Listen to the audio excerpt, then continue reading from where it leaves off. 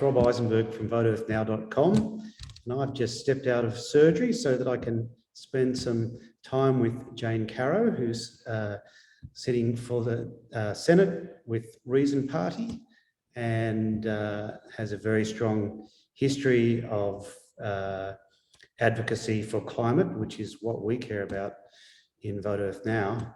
And so I guess my first question to you, Jane, is how did you come to go from perhaps the more journalistic, activistic space to politics? Well, Reason Australia asked me, and that made me have to think about whether it was enough to keep writing and, shouting at clouds and, trying to get my message across that way, or whether I should take the opportunity offered and try to get a seat at the decision-making tables. And I decided the latter. Excellent. And how do you feel having a seat in the Senate will help us advance the cause of climate action?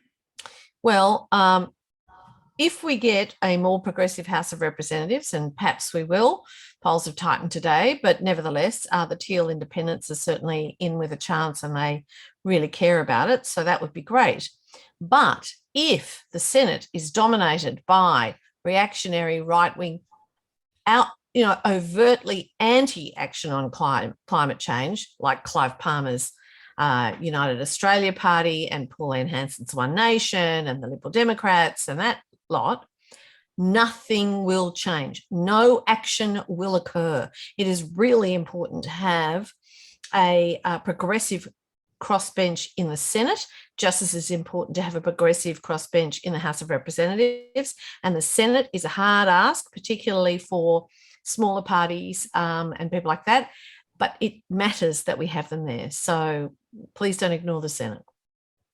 Well, we've reviewed a lot of smaller parties and some of them are very strong pro-climate. And I imagine if they get into Senate, that will help you to have allies in there. And you also expect the Greens to show strongly in the Senate.